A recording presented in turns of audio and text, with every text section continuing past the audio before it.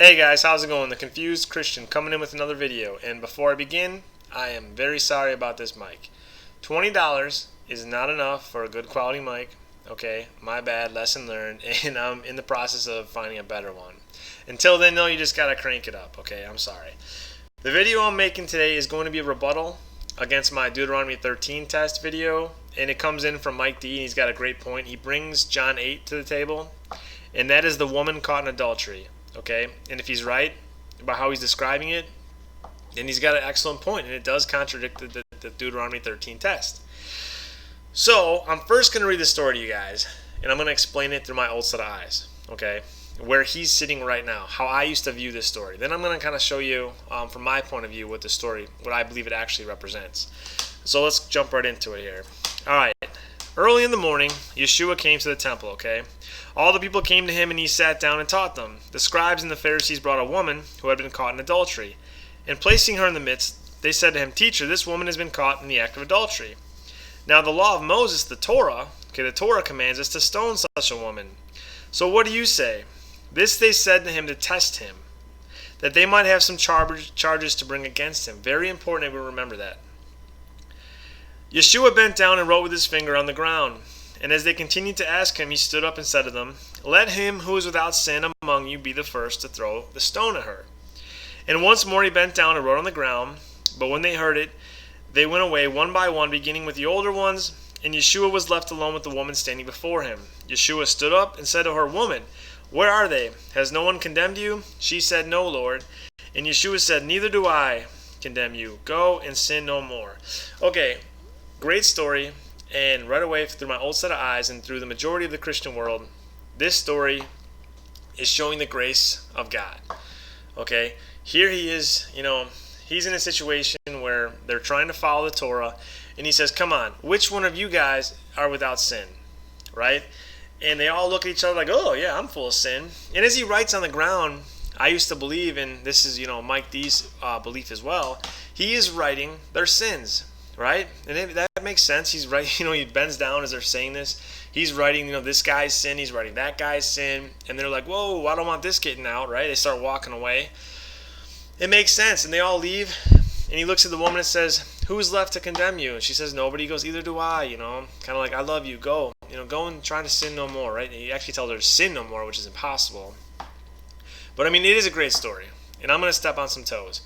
But we have to remember something, okay? These men, you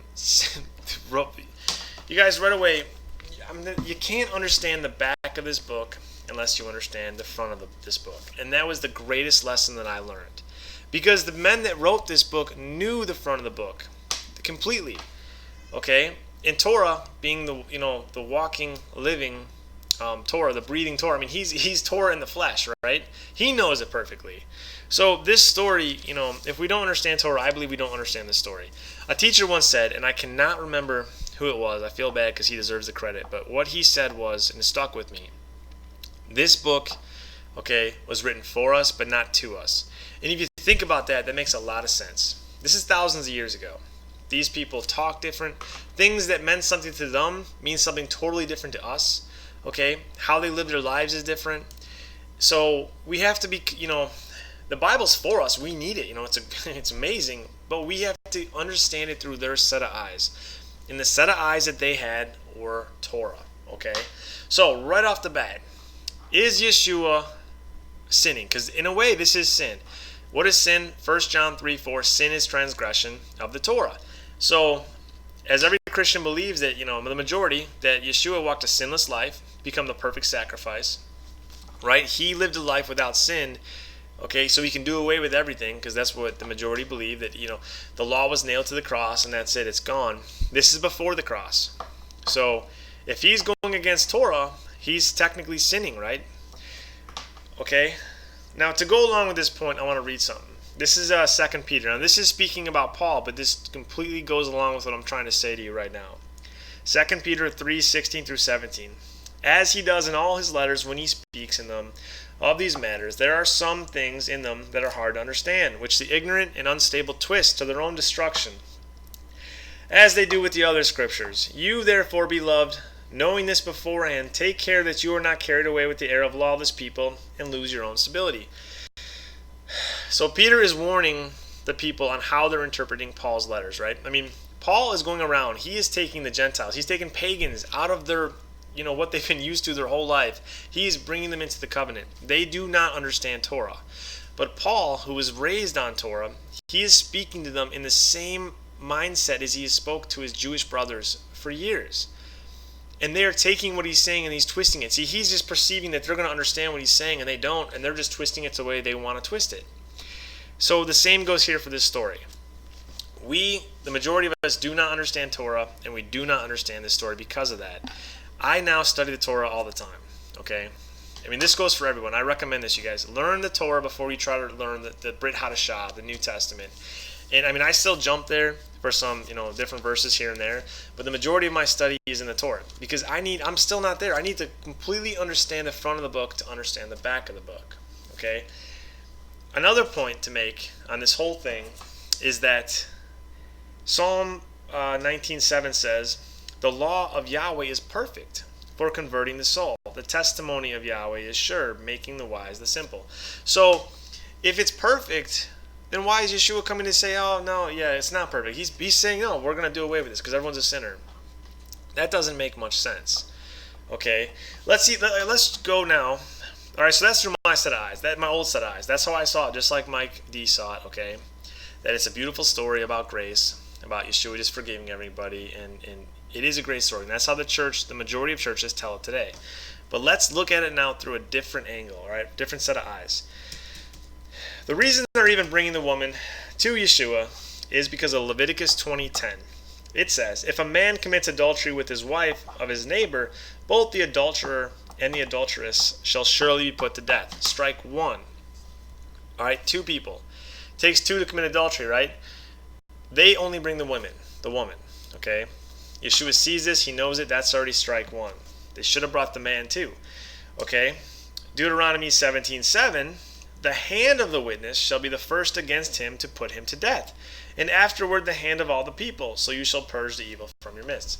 So, strike two, they're the ones, right? They're supposed to be the ones, the witnesses, okay, who are bringing this act to Yeshua, and they're handing him the stone, saying, "Hey, this is what the Torah says, right? Go ahead, stone her." When they're the ones that are supposed to throw the first stone. They're not doing that, so we have another strike. Okay? There's even a couple more strikes we can add here. Let's go to Deuteronomy 19:15 through 20. "A single witness shall not suffice against a person for any crime or any wrongdoing in the connection with any offense that he or she has committed.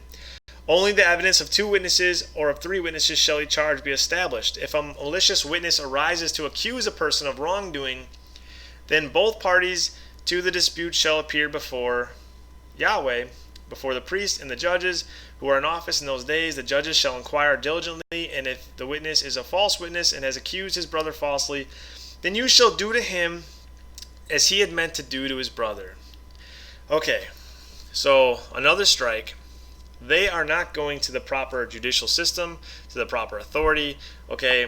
They are bringing this act to Yeshua, who's in the temple. All right, that's another strike.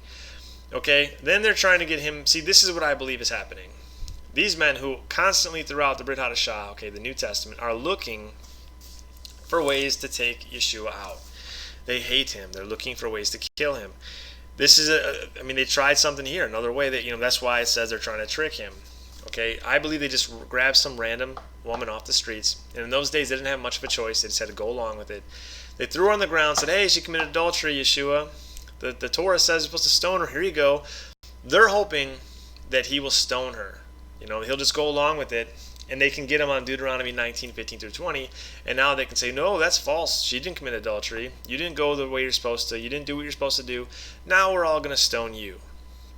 Okay, but it backfires. So when he writes on the ground, I see it differently. No one knows for sure what he wrote, but I'm guessing he was writing the Torah down, okay? He bends down, I think he's writing these verses down.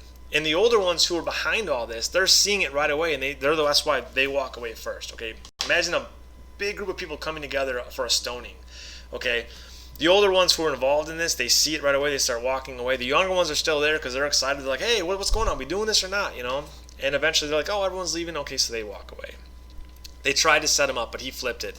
That's why he says, let him who is without sin among you be the first to throw the stone at her. You see, he knew that they were sinning. They sinned multiple times.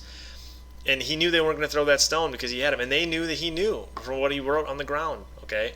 So it's like he got him.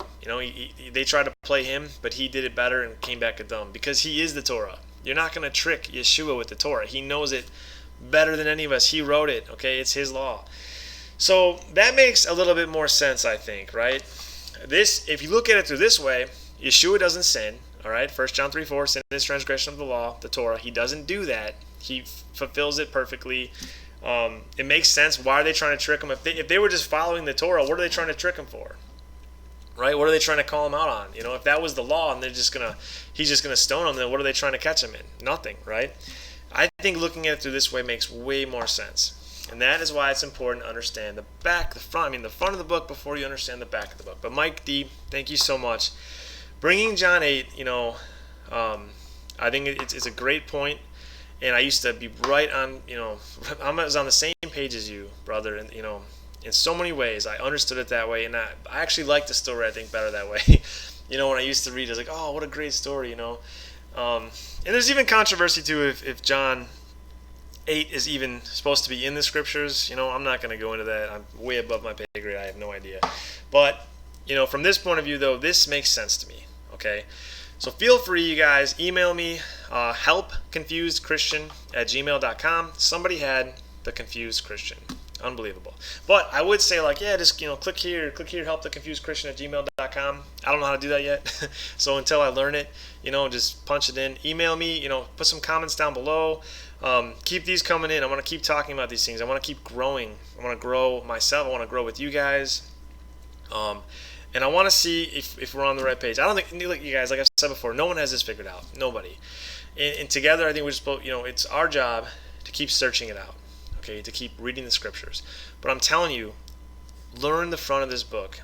It makes this part so much easier, especially Paul. And the videos on Paul are coming. But to understand Paul, you have got to understand, because he was an expert on the Torah. So how he writes is Torah-based, you guys. All right, I think that's it. So thank you. As always, go out there and seek the truth with all you got. I'll catch you guys next time. Later.